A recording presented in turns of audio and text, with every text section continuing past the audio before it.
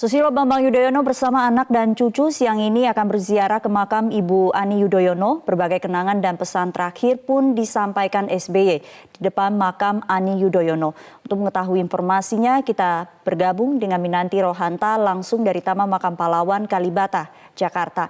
Minanti, apa saja hal-hal yang disampaikan SBY? Ya Sumi, jadi ketika datang ke Taman Makam Pahlawan Kalibata ini, SBY pun langsung menyampaikan kenangannya dengan Ani Yudhoyono terkait dengan Lebaran. Biasanya selama 10 tahun menjadi ibu negara sampai hingga tahun lalu, Ani Yudhoyono selalu memilih baju apa yang akan dikenakan oleh SBY serta anak dan cucunya saat sholat Idul Fitri dan juga saat halal bihalal. Nah, biasanya untuk sholat Idul Fitri, baju koko yang akan dipilih Ani Yudhoyono untuk anak dan juga SBY serta baju batik bagi keluarganya. Namun baju batik yang biasa dipilihnya ialah batik-batik warna cerah. Namun untuk tahun ini walaupun sedang sakit, Ani Yudhoyono pun sempat memilih untuk pilihannya yaitu baju batik dengan nuansa warna yang gelap. Nah, terkait dengan batik tersebut, SBY pun tidak memiliki firasat apapun. Namun ketika Ani Yudhoyono sudah wafat, SBY pun mendalami makna pilihan batik yang dipilih oleh Ani Yudhoyono ini. Karena yang dipilih ialah batik Sawung Gali yang memiliki ibarat kata burung yang pergi ke surga dengan nuansa yang gelap. Dan SBY pun mengaku tidak sensitif dan tidak cerdas memahami apa yang sebenarnya dipilih oleh Ani Yudhoyono. Ketika sudah dipilih, batik tersebut pun selama 2 minggu baju itu dijahit dan dikenakan oleh SBY serta anak-anak, lalu ditunjukkan kepada Ani Yudhoyono yang saat itu sedang dirawat di rumah sakit.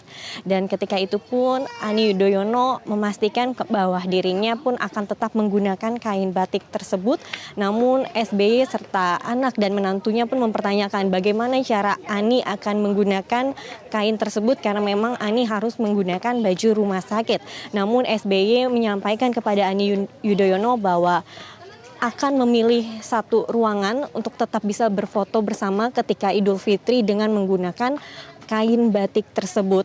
Namun kenyataannya berbeda, Ani Yudhoyono harus berpulang, wafat, dan ternyata kain tersebut pun tetap digunakan ketika di ruang ICU.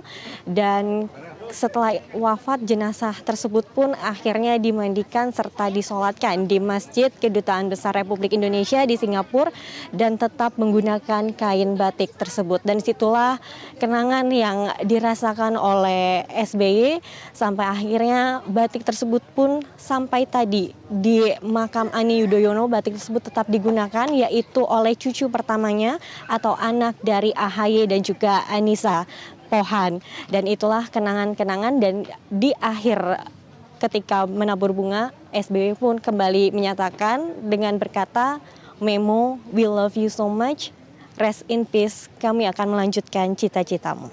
Itulah yang disampaikan SBY ketika hadir di makam Ani Yudhoyono ini. Sumi.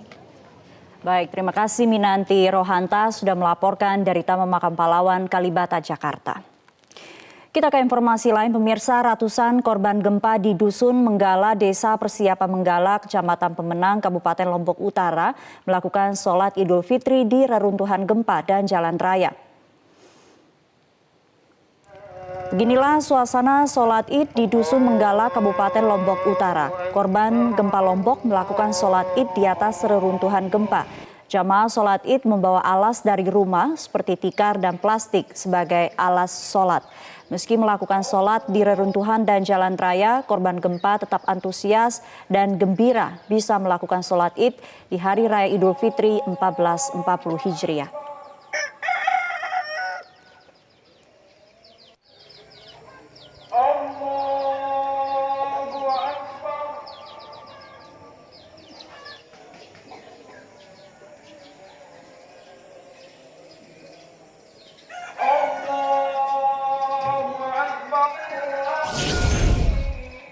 Bagaimana dengan suasana Idul Fitri di Kota Palu, Sulawesi Tengah yang sempat dilanda bencana gempa dan tsunami pada 28 September 2018 lalu?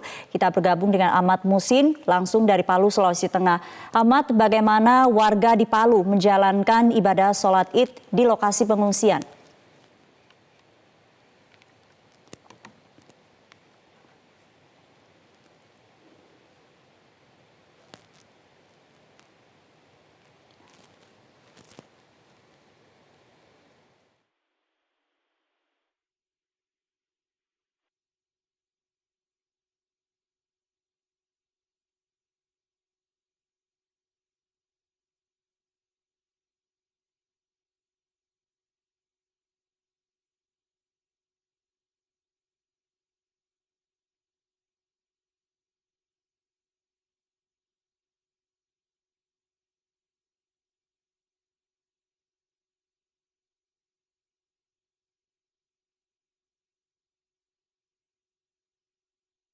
Pernyataan SBY usai berziarah ke Taman Makam Pahlawan Kalibata, Jakarta. Kita simak bersama.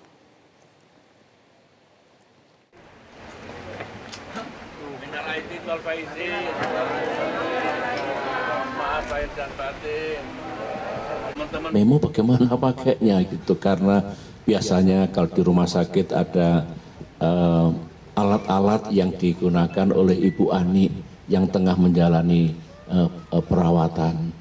Ternyata subhanallah kami tidak cukup cerdas dan tidak cukup sensitif memahami apa yang disampaikan Ibu Ani.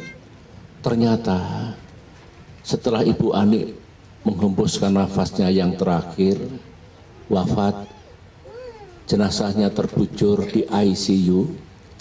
Setelah dibersihkan dan karena harus kita sucikan dan doakan di Masjid Kedutaan Besar Republik Indonesia di Singapura, jenazah Ibu Ani inilah yang kami tutup dengan kain atau batik yang Ibu Ani pilih.